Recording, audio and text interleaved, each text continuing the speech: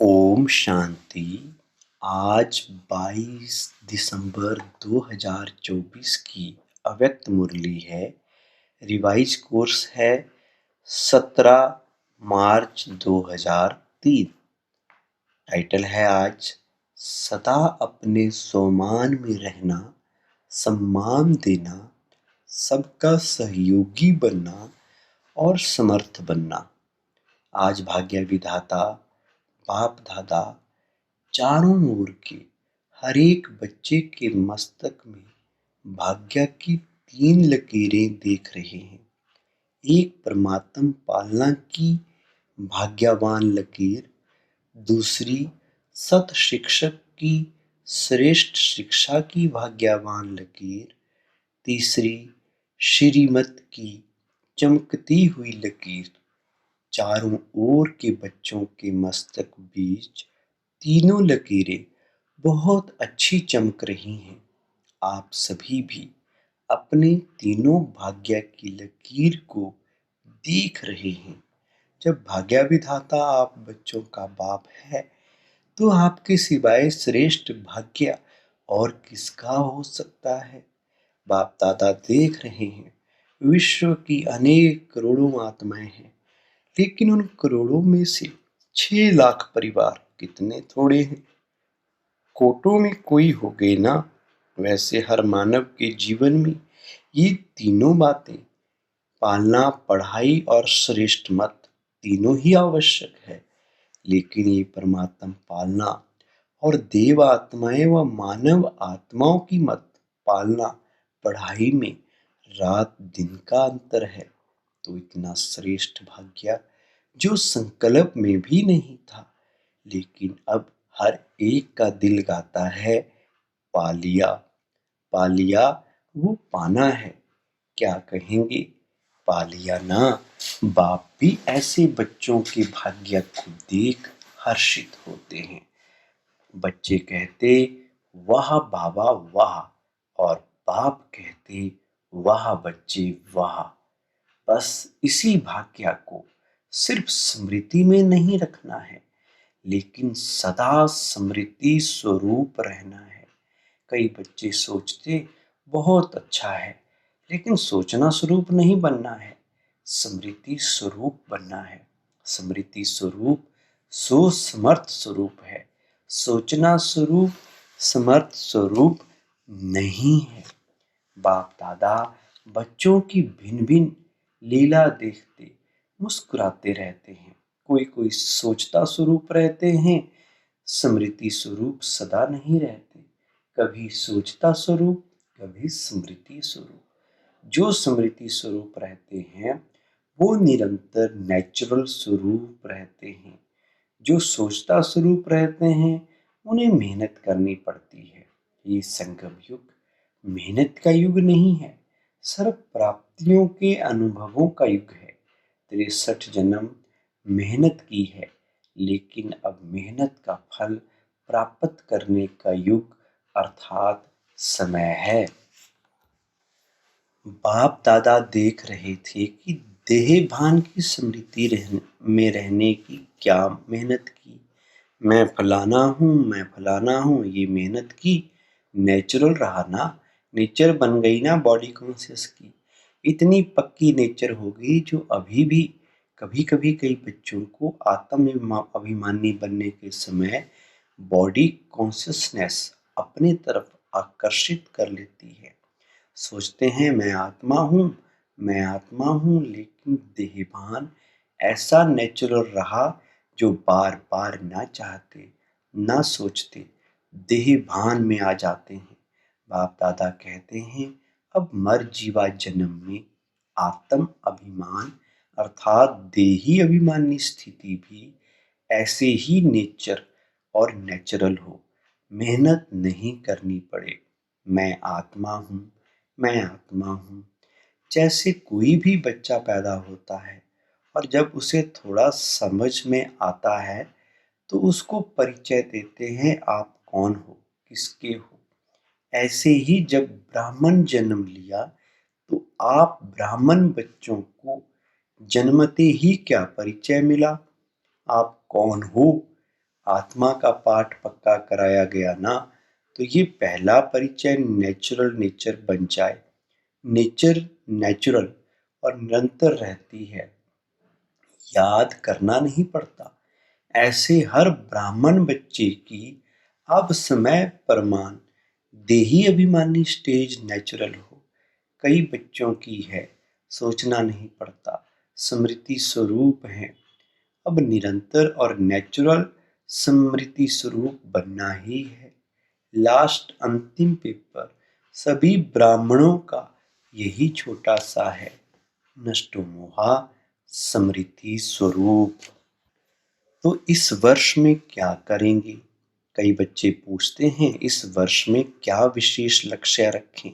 तो बाप दादा कहते हैं सदा देही अभिमानी स्मृति स्वरूप भव। जीवन मुक्ति तो प्राप्त होनी ही है, लेकिन जीवन मुक्त होने के पहले मेहनत मुक्त बनो। ये स्थिति समय को समीप लाएगी और आपके सर्व विश्व के भाई और बहनों को दुख अशांति से मुक्त कराएगी। आपकी ये स्थिति आत्माओं के लिए मुक्ति धाम का दरवाजा खोलेगी। तो अपने भाई बहनों के ऊपर रहम नहीं आता? कितना चारों ओर आत्माएं चिल्ला रही हैं, तो आपकी मुक्ति सबको मुक्ति दिलाएगी। ये चेक करो, नेचुरल स्मृति सो समर्थ स्वरूप कहाँ तक बने हैं। समर्थ स्वरूप बनना ही व्यर्थ को सहज समाप्त कर देगा। बार बार मेहनत नहीं करनी पड़ेगी। अभी इस वर्ष बाप दादा बच्चों के स्नेह में कोई भी बच्चे की किसी भी समस्या में मेहनत नहीं देखना चाहते। समस्या समाप्त और समाधान समर्थ स्वरूप। क्या ये हो सकता है? बोलो दादियाँ, हो सकता है। टीचर्स बोलो हो सकता है। पांडव हो सकता है। फिर बहाना नहीं बनाना, ये था ना, ये हुआ ना, ये नहीं होता तो नहीं होता। बाप दादा बहुत मीठे मीठे खेल देख चुके हैं। कुछ भी हो, हिमालय से भी बड़ा 100 गुना समस्या का स्वरूप हो, चाहे तन द्वारा, चाहे मन द्वारा, चाहे व्यक्ति द्वारा, चाहे प्रकृति द्वारा समस्या, परिस्थिति आपकी स्वस्थिति के आगे कुछ भी नहीं है। और स्वस्थिति का साधन है स्वमान। नेचुरल रूप में स्वमान हो, याद नहीं करना पड़े, बार बार मेहनत नहीं करनी पड़े। नहीं नहीं, मैं स्वदर्शन चक्रधारी हूँ, मैं नूरी रतन हूँ, मैं दिल तख्त नशीन हूँ ही। और कोई होने हैं क्या? कल्प पहले कौन बने थे? और बने थे या आप ही बने थे? आप ही थे, आप ही हैं। हर कल्प आप ही बनेंगे, ये निश्चित है। बाप दादा सब चेहरे देख रहे हैं, ये वही कल्प पहले वाले हैं। इस कल्प के हो या अनेक कल्प के हो, अनेक कल्प के हो ना हो, हाथ उठाओ जो हर कल्प वाले हैं। फिर तो निश्चित निश्चित है ना, आपको तो पास सर्टिफिकेट मिल गया है ना कि लेना है? मिल गया है ना, मिल गया है या लेना है? कल पहले मिल गया है, अभी क्यों नहीं मिलेगा? तो यही स्मृति स्वरूप बनो कि सर्टिफिकेट मिला हुआ है, चाहे पास विद ऑनर का, चाहे पास का। ये फर्क तो होगा, लेकिन हम ही हैं। पक्का है ना कि ट्रेन में जाते जाते भूलता जाएगा, प्लेन में जाके उड़ जाएगा नहीं। जैसे देखो, इस वर्ष संकल्प दृढ़ किया कि शिवरात्रि चारों ओर उमंग उत्साह से मनानी है, मना ली ना। दृढ़ संकल्प से जो सोचा वो हो गया ना। तो ये किस बात की कमाल है, एकता और दृढ़ता। सोचा था 67 प्रोग्राम करने का, लेकिन बाप दादा ने देखा कि उससे भी ज्यादा कई बच्चों ने प्रोग्राम किए हैं। ये है समर्थ स्वरूप की निशानी, उमंग उत्साह का प्रत्यक्ष प्रमाण। स्वतः ही चारों ओर कर लिया ना। ऐसे ही सब मिलकर एक दो को हिम्मत बढ़ा के ये संकल्प करो, अब समय को समीप लाना ही है। आत्माओं को मुक्ति दिलानी है, लेकिन तब होगा जब आप सोचना स्मृति स्वरूप में लाएंगे। बाप दादा ने सुना है कि फॉरेन वालों को भी विशेष स्नेह मिलन व मीटिंग है और भारत वालों की भी मीटिंग है। तो मीटिंग में सिर्फ सेवा के प्लान नहीं बनाना लेकिन बैलेंस का बनाना। ऐसा एक दो के सहयोगी बनो जो सभी मास्टर सर्वशक्तिवान बन आगे उड़ते चले। दाता बनकर सहयोग दो, बातें नहीं देखो, सहयोगी बनो, स्वमान में रहो और सम्मान देकर सहयोगी बनो। क्योंकि किसी भी आत्मा को अगर आप दिल से सम्मान देते हो, ये बहुत बहुत बड़ा पुण्य है। क्योंकि कमजोर आत्मा को उमंग उत्साह में लाया तो कितना बड़ा पुण्य है।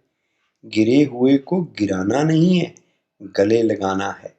अर्थात बाहर से गले नहीं लगाना, गले लगाना अर्थात बाप समान बनना, सहयोग देना। तो पूछा है ना कि इस वर्ष क्या क्या करना है? बस सम्मान देना और स्वमान में रहना, समर्थ बनाना, व्यर्थ की बातों में नहीं जाना।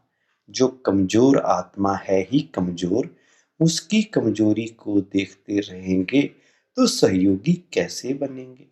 सहयोग दो तो दुआएं मिलेंगी, सबसे सहज पुरुषार्थ है।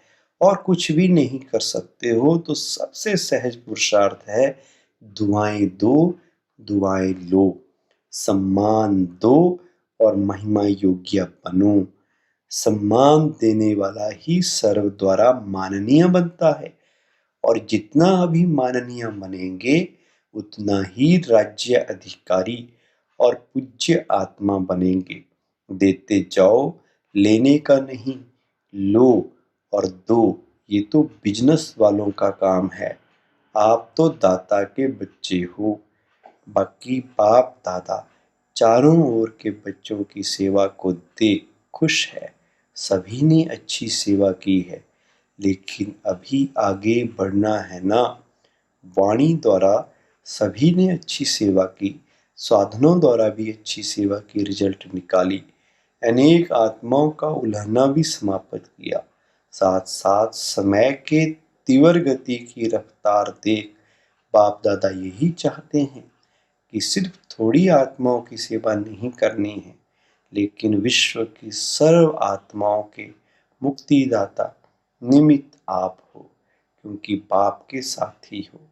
तो समय की रफ्तार प्रमाण अभी एक ही समय इकट्ठी 3 सेवाएं करनी है। एक वाणी, दूसरा स्व शक्तिशाली स्थिति और तीसरा श्रेष्ठ रूहानी वाइब्रेशन। जहाँ भी सेवा करो वहाँ ऐसा रूहानी वाइब्रेशन फैलाओ जो वाइब्रेशन के प्रभाव में सहज आकर्षित होते रहें। अच्छा वरदान है, सम्मान की सीट पर सेट हो, हर परिस्थिति को पार करने वाले, सदा विजयी भव।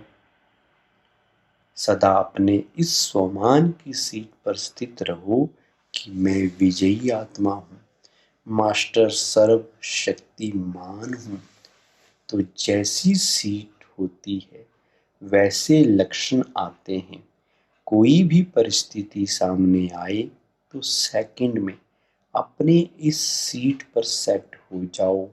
सीट वाले का ही ऑर्डर माना जाता है। सीट पे रहो तो विजयी बन जाएंगी। संगम युग है ही सदा विजयी बनने का युग।